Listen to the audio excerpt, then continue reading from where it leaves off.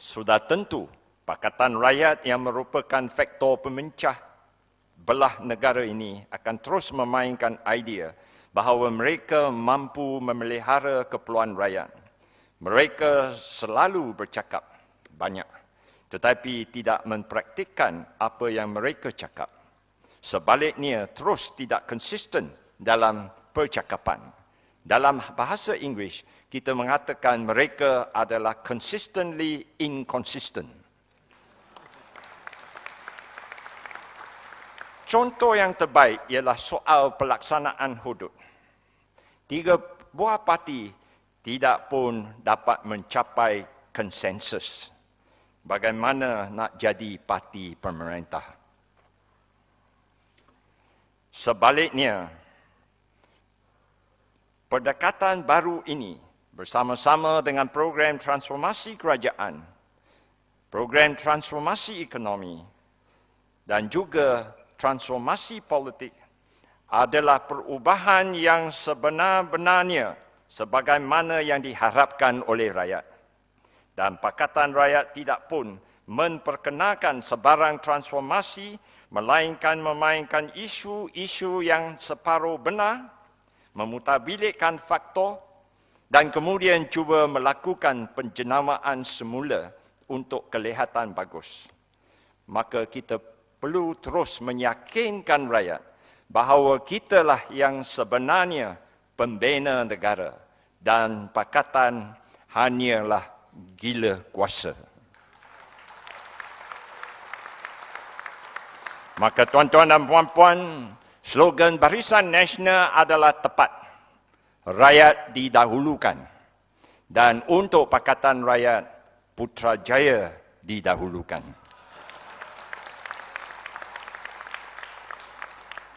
Tuan-tuan dan puan-puan, MCA mengalu-alukan pembentukan Majlis Perundangan Gaji Minima Kebangsaan untuk menangani isu berkaitan dengan pelaksanaan gaji minima. Adalah tidak benar untuk membuat andaian bahawa dasar gaji minima akan menjadikan negara kita tidak berdaya saing. Sebaliknya, dia akan membantu negara menghasilkan guna tenaga kerja yang lebih berkualiti, lebih berproduktif, dan dengan itu negara kita tidaklah terlalu bergantung kepada tenaga kerja asing. So, dasar gaji minimum sebenarnya boleh mempancukan produktiviti dan ini akan menjadikan tenaga kita, kerja kita lebih berdaya pasaran jika dibandingkan dengan negara-negara jiran. Soal kos kehidupan, tuan-tuan dan puan-puan, dengan peningkatan harga makanan dan komoditi, semua golongan dan lapisan masyarakat dalam negara kita berhadapan dengan kos kehidupan yang semakin tinggi. Walaupun segala langkah dan usaha telah diambil oleh kerajaan dengan memberikan subsidi yang tinggi seperti kes rawatan dan kesihatan, pendidikan, perumahan dan minyak, rakyat pada asasnya tidak sadar akan perkara ini. Mereka yang berpendapatan rendah dan sederhana sekarang ini berada dalam kesukaran untuk memenuhi keperluan hidup. Oleh yang demikian, MCA berpendapat kerajaan perlu mengambil langkah-langkah yang dapat meringankan kesusahan dan bebanan yang sedang ditanggung oleh rakyat melalui bantuan one-off cash kepada mereka yang berpendapatan rendah dan miskin, golongan warga tua dan mas dan pensara, serta menghulurkan bantuan kepada keluarga yang masih mempunyai anak kecil yang bersekolah seperti bantuan pakaian, seragam, pengangkutan dan buku latihan.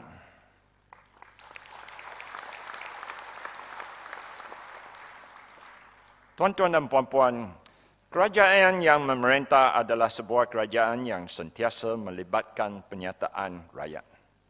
Oleh yang demikian, beberapa kementerian tertentu mestilah lebih kelihatan secara langsung berorientasi rakyat.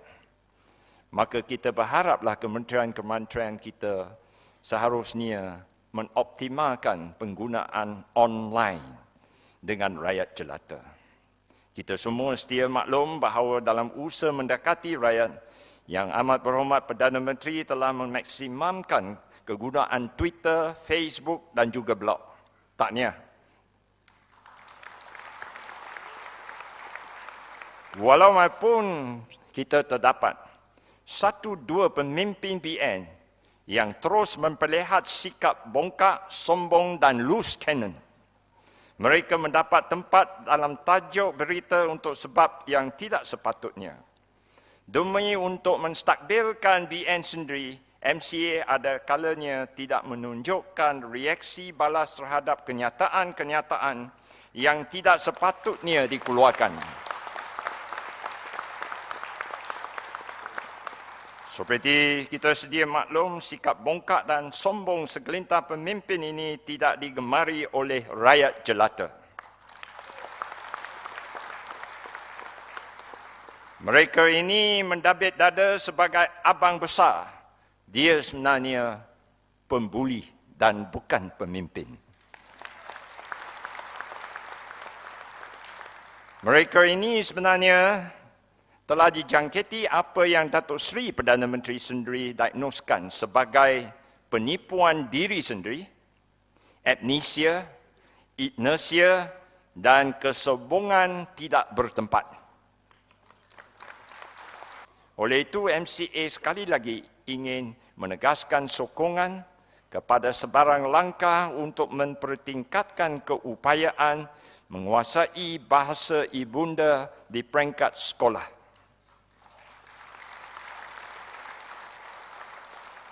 Di peringkat menengah, MCA berpendapat tibalah masa bahasa Inggeris digunakan untuk pengajaran dan pembelajaran matematik dan sains.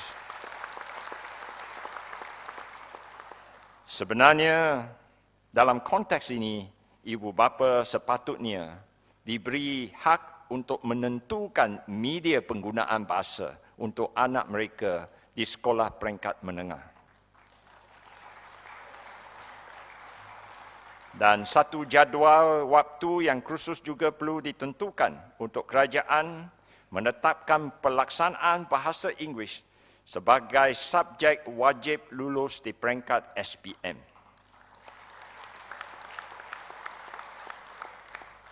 Dan MCA juga menyokong bahasa ibunda juga patut digalakkan dan akhirnya menjurus ke arah menjadikannya sebagai satu mata pelajaran wajib di semua sekolah kebangsaan.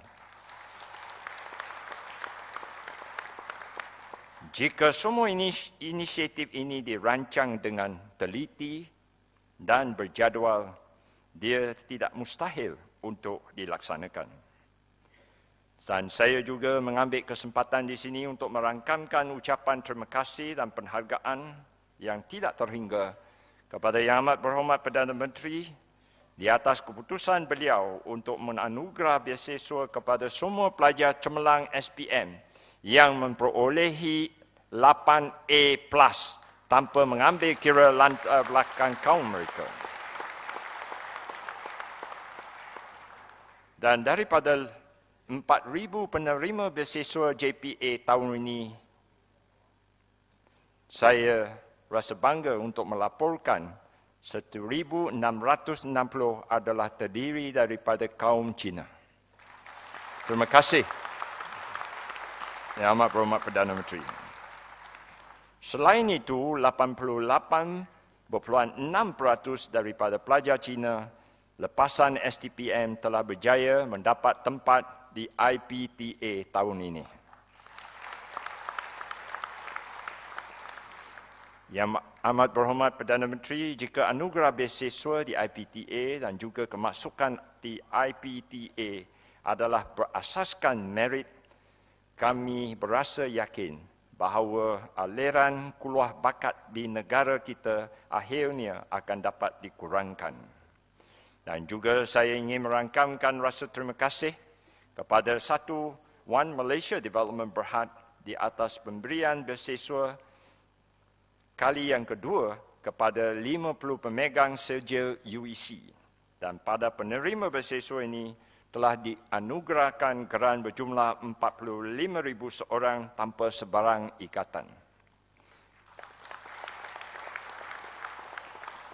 MCA sentiasa berpegang kepada prinsip bahawa kumpulan yang kurang bernasib baik, sama ada secara sosial atau ekonomi, harus dan wajar mendapat pertolongan dan bantuan tanpa mengambil kira latar belakang kaum atau kepercayaan mereka.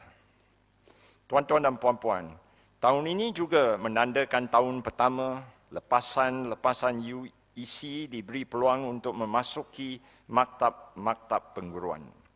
Maka sudah tiba masanya juga untuk kerajaan mempertimbangkan kelulusan UEC untuk memasuki universiti awam atau IPTA.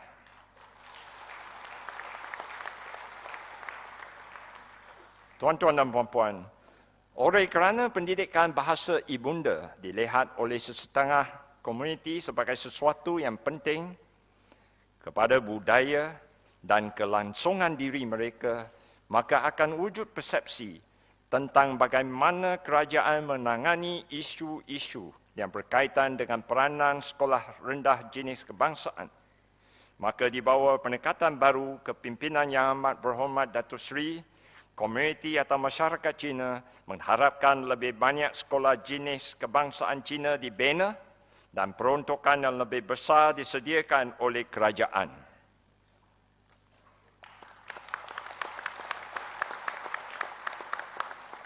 Adalah penting untuk menyadari bahawa komuniti Cina melihat atau menilai prestasi kerajaan berasaskan bagaimana dia melayani sekolah-sekolah rendah jenis kebangsaan dan juga sekolah persendirian. Sedikit usaha atau kemurahan hati sudah memadahi untuk menghapuskan tanggapan negatif bahawa kerajaan selama ini telah mengabaikan pendidikan bahasa ibunda. So, peruntukan yang lebih banyak dan penambahan kelulusan untuk pembinaan sekolah jenis kebangsaan akan sekaligus menafikan tuduhan Pakatan Rakyat bahawa sekolah-sekolah jenis kebangsaan dipinggil oleh kerajaan. Dalam konteks ini, MCA berharap dalam belanjawan tahun 2012 yang akan dibentangkan oleh Yang Amat Berhormat Datuk Seri, selaku Menteri Kewangan yang akan memberi pertimbangan yang sewajarnya untuk memberi pertama, peruntukan yang lebih besar kepada sekolah jenis kebangsaan Cina. Yang kedua, peruntukan khas 30 juta untuk sekolah menengah jenis kebangsaan.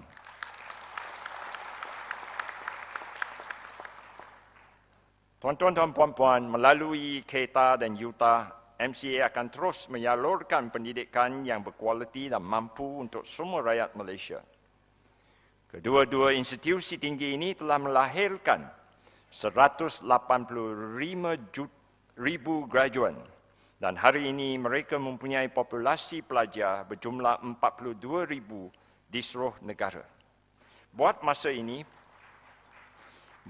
ini, pengambilan tahunan UTA dan KETA adalah sekitar 20,000 pelajar dan ini merangkumi hingga 20% daripada 100,000 pelajar daripada keturunan Cina yang memasuki institusi pengajian tinggi. Dan untuk meningkatkan status KETA, kita sedang berurusan dengan Kementerian Pengajian Tinggi untuk menaikkan taraf KETA kepada status College University.